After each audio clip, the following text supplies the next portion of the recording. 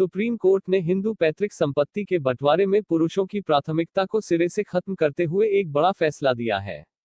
Court ने कहा है कि बेटियों का पिता, दादा और परदादा की संपत्तियों में 1956 से ही बेटों जैसा अधिकार होगा।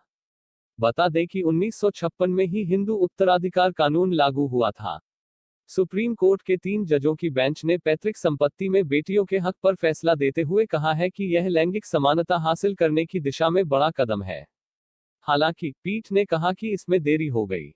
उसने कहा, लैंगिक समानता का संवैधानिक लक्ष्य देर से ही सही, लेकिन पा लिया गया है और विभेदों को 2005 के संशोधन कानून की धारा 6 के जरिए खत्म कर दिया गया है।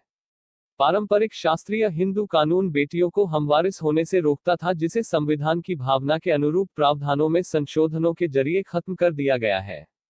आइए जानते हैं सुप्रीम कोर्ट के फैसले पर 10 बड़े सवालों के जवाब। पहला, सुप्रीम कोर्ट ने क्या कहा? सुप्रीम कोर्ट ने कहा कि पैतृक संपत्ति में बेटियों का बेटों के बराबर अधिकार होता है। उसने पैतृक संपत्ति पर बेटियों को अधिकार को जन्मजात बताया। मतलब बेटी के जन्म लेते ही उसका अपने पिता की पैतृक संपत्ति पर अधिकार हो जाता है, ठीक वैसे जैसे एक पुत्र जन्म के साथ ही अपने पिता की पैतृक संपत्ति का दावेदार बन जाता है। दूसरा, सुप्रीम कोर्ट ने ऐसा क्यों कहा? सुप्रीम कोर्ट के सामने यह सवाल उठा कि क्या हिंदू उत्तराधिकार संशोधन कानून 2005 के प्रावधानों को पिछली तारीख से प्रभावी माना जाएगा। इस सवाल पर सुप्रीम कोर्ट ने कहा कि हाँ, यह बैकडेट से ही लागू है। 121 पन्नों के अपने फैसले में 3 सदस्यीय पीठ के अध्यक्ष जस्टिस अरुण मिश्रा ने कहा, हिंदू उत्तराधिकार कानून 1956 की संशोधित धारा 6 संशोधन से पहले या बाद जन्मी बेटियों को हमवारिस बनाती है और उसे बेटों के बराबर अधिकार और दायित्व देती है। बेटियां 9 सितंबर 2005 के पहले से प्रभाव से पैतृक संपत्ति पर अपने अधिकार का दावा ठोक सकती हैं। तीसरा, 9 सितंबर 2005 का मामला क्यों उठा? इस तारीख को हिंदू उत्तराधिकार संशोधन कानून 2005 लागू हुआ था। दरअसल, हिंदू उत्तराधिकार कानून 1956 से अस्तित्व में है, जिसे 2005 में संशोधित किया गया था। चूंकि 2005 के संशोधित कानून में कहा गया था कि इसके लागू होने से पहले पिता की मृत्यु हो जाए तो बेटी का संपत्ति में अधिकार खत्म हो जाता है। यानी अगर पिता संशोधित कानून लागू होने की तारीख 9 सितंबर 2005 को जिंदा नहीं थे तो बेटी उनकी पैतृक संपत्ति में हिस्सा नहीं मांग सकती है।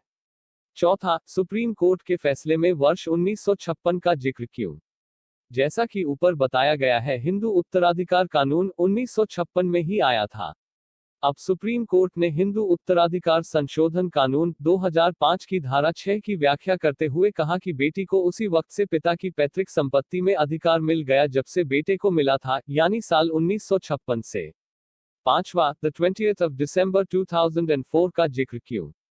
सुप्रीम कोर्ट ने बेटी को पिता की पैतृक संपत्ति में 1956 से हकदार बनाकर 20 दिसंबर 2004 की समय सीमा इस बात के लिए तय कर दी कि अगर इस तारीख तक पिता की पैतृक संपत्ति का निपटान हो गया तो बेटी उस पर सवाल नहीं उठा सकती है। मतलब 20 दिसंबर 2005 के बाद बची पैतृक संपत्ति पर ही बेटी का अधिकार होगा। उससे पहले संपत्ति बेच दी गई, गिरवी रख दी गई या दान में दे दी गई तो बेटी उस पर सवाल नहीं उठा सकती है। दरअसल, हिंदू उत्तराधिकार संशोधन कानून 2005 में ही इसका जिक्र है। सुप्रीम कोर्ट ने अपने फैसले में इस बात को सिर्फ दोहराया है। छठा, क्या बेटों के अधिकार पर ताजा फैसले का कोई असर होगा? कोर्ट ने संयुक्त हिंदू परिवारों को हमवारिसों को ताजा फैसले से परेशान नहीं होने की भी सलाह दी। सुप्रीम कोर्ट की 3 जजों की पीठ ने कहा, यह सिर्फ बेटियों के अधिकारों को विस्तार देना है। दूसरे रिश्तेदारों के अधिकार पर इसका कोई असर नहीं पड़ेगा। उन्हें सेक्शन 6 में मिले अधिकार बरकरार रहेंगे। सातवां, क्या बेटी की मृत्यु हो जाए तो उसके बच्चे नाना की संपत्ति में हिस्सा मांग सकते हैं? इस बात पर गौर करना चाहिए कि कोर्ट ने पैतृक संपत्ति में बेटियों को बेटों के बराबर अधिकार दिया है। अब इस सवाल का जवाब पाने के लिए एक और सवाल कीजिए कि क्या पुत्र की मृत्यु होने पर उसके बच्चों का दादा की पैतृक संपत्ति पर अधिकार खत्म हो जाता है? इसका जवाब है नहीं। अब जब पैतृक संपत्ति में अधिकार के मामले में बेटे और बेटी में कोई फर्क ही नहीं रह गया है तो फिर बेटे की मृत्यु के बाद उसके बच्चों का अधिकार कायम रहे जबकि बेटी की मृत्यु के बाद उसके बच्चों का अधिकार खत्म हो जाए, ऐसा कैसे हो सकता है? मतलब साफ है कि बेटी जिंदा रहे या नहीं, उसका पिता की पैतृक संपत्ति पर अधिकार कायम रहता है। उसके बच्चे चाहें कि अपने नाना से उनकी पैतृक संपत्ति में हिस्सेदारी ली जाए तो वो ले सकते हैं। आठवां, पैतृक संपत्ति क्या है? पैतृक संपत्ति में ऊपर की 3 पीढ़ियों की संपत्ति शामिल होती है, यानी पिता को उनके पिता यानी दादा और दादा को मिले उनके पिता यानी परदादा से मिली संपत्ति हमारी पैतृक संपत्ति है। पैतृक संपत्ति में पिता द्वारा अपनी कमाई से अर्जित संपत्ति शामिल नहीं होती है, इसलिए उस पर पिता का पूरा हक रहता कि वो अपनी अर्जित संपत्ति का बंटवारा किस प्रकार करे। पिता चाहे तो अपनी अर्जित संपत्ति में बेटी या बेटे को हिस्सा नहीं दे सकता है, कम ज्यादा दे सकता है या फिर बराबर दे सकता है। अगर पिता की मृत्यु बिना वसीयतनामा लिखे हो जाए तो फिर बेटी का पिता की अर्जित संपत्ति में भी बराबर की हिस्सेदारी हो जाती है। 9वां, सरकार ने सुप्रीम कोर्ट में क्या कहा।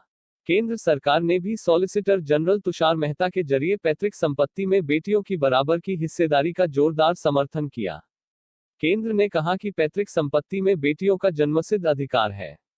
जस्टिस मिश्रा ने इसकी व्याख्या करते हुए कहा कि बेटियों के जन्मसिद्ध अधिकार का मतलब है कि उसके अधिकार पर यह शर्त थोपना कि पिता का जिंदा होना जरूरी है, बिल्कुल अनुचित होगा। बेंच ने कहा, बेटियों को जन्मजात अधिकार है न कि विरासत के आधार पर, तो फिर इसका कोई औचित्य नहीं रह जाता है कि हिस्सेदारी में दावेदार बेटी का पिता जिंदा है या नहीं। 10वां, बेटियां ताउम्र प्यारी जैसी कौन सी टिप्पणी सुप्रीम कोर्ट ने की। सुप्रीम कोर्ट ने अभी अपनी तरफ से इस पर कुछ नहीं कहा। यह बात सुप्रीम कोर्ट ने 1996 में दिए गए फैसले के वक्त ही कही थी। 3 सदस्यीय पीठ के अध्यक्ष जस्टिस अरुण मिश्रा ने इसे दोहराया। उन्होंने कहा, बेटा तब तक बेटा होता है जब तक उसे पत्नी नहीं मिलती है। बेटी जीवन पर्यंत बेटी रहती है। 3 सदस्यीय पीठ में जस्टिस एस. अब्दुल नजीर और जस्टिस एम. आर. शाह भी शामिल थे।